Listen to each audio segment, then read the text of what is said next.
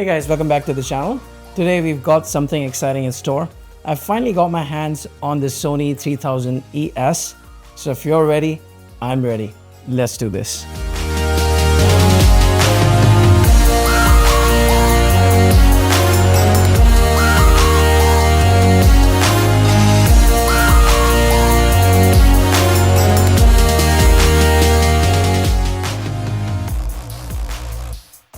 I absolutely loved the AN1000, and compared to all the other AVRs I tested on this channel, which included the Marantz, the Denon, the Onkyos, the Pioneers, the Sony just stood out when it came to audio quality. So with that backdrop in mind, I thought I'll go ahead and purchase the 3000ES and see if it delivers a bigger punch when compared to the AN1000. Now let's quickly talk about the specs of the AZ3000ES. It packs a punch when compared to the AN1000. It's a 9.2 channel amplifier with 110 watts per channel at 8 ohms. It's got 6 HDMI inputs with 4 supporting the latest 8K 60 or 4K 120 for your next gen gaming consoles. It's also got 2 HDMI outputs. And the big thing about the Sony AVRs is the support for wireless surround speakers and subwoofers, and also the support for 360-degree spatial audio. More about that later in the video. Now moving on to the build quality, and this is where things get interesting.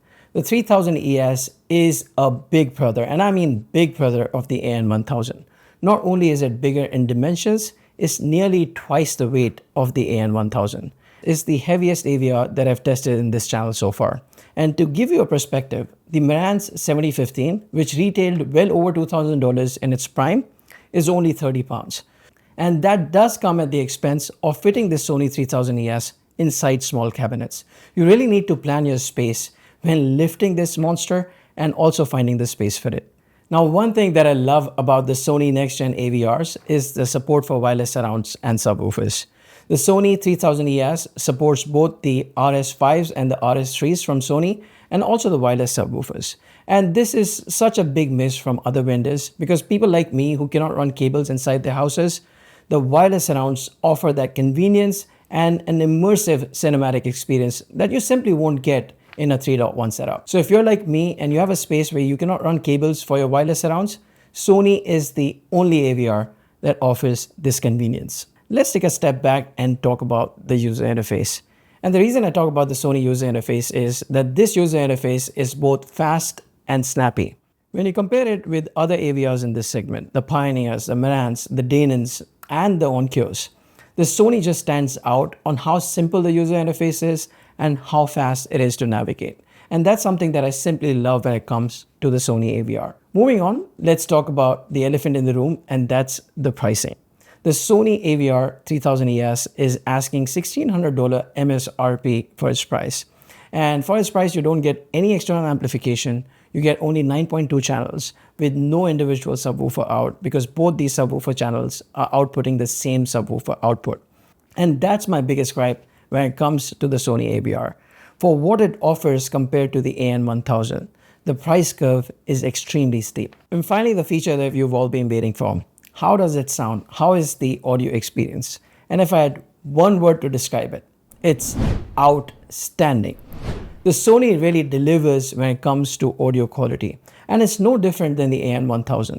If anything else, the AN1000 lacked a little bit of mid-bass where this 3000ES can deliver.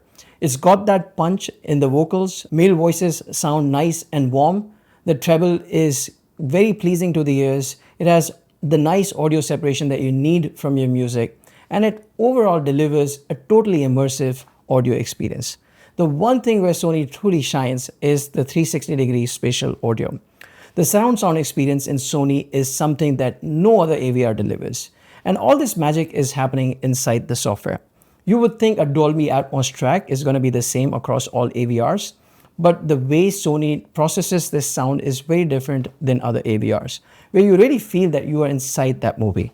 I was watching this scene from the latest Indiana Jones from Disney Plus, and inside this you can actually feel the gunshots from your left ear going to your right ear, and you can feel as if you're actually traveling on that train and the punches come with a thud, and that whole experience leaves you in the back of your seat. And the fact that I have got a bass shaker connected to my couch, it just takes the things to a whole different level.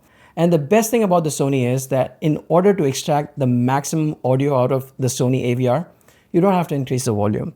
And the dialogue intelligibility is top notch. I love how clear the dialogue is inside Sony AVRs. Finally, let's talk about the gaming experience. I connected it to my Xbox and I was able to get 4K 120 recognized, and I was up and running in a matter of seconds. And when I was playing this latest NBA game, I was just totally amazed of how the surround sound experience was. You have total separation between the left channel and the right channel, and I was feeling like I'm inside the stadium watching a game in real time. It is that good, it is that immersive. So if you're looking for an AVR that delivers the best sound, best 360-degree audio with surround sound, and best dialogue clarity, Sony hits the ball out of the park and is by far my favorite when it comes to the AVRs I've tested on this channel. But it's not without its quirks. Firstly, if you look at the display, it's fairly dim. It's much dimmer compared to the AN1000 itself. And the fact of the matter is that if you're watching this display any distance longer than 10 feet, it's virtually useless.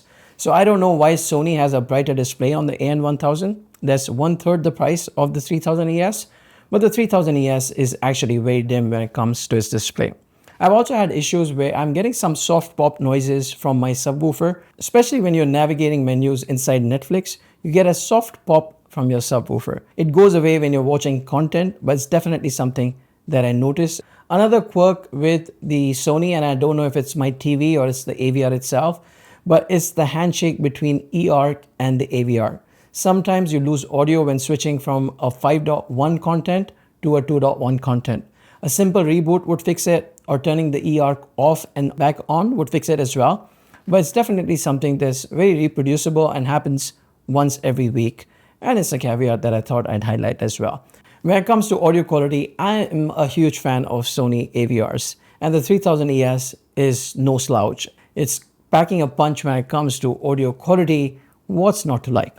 But when it comes to recommending this AVR, I still cannot recommend it. Sony is not outdone by the competition. Sony is outdone by itself. The AN1000 offers 95% of the same performance that the 3000ES is offering at 1/3 the price. You get such a big bang for the buck with the AN1000.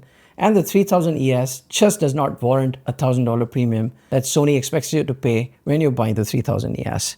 So with that, we come to the end of this review. What has your experience been with this Sony AVRs? Have you experienced some of the quirks that I've highlighted? Do you agree with me when it comes to the audio quality? And just share your overall thoughts on this review and how we can make these better going forward.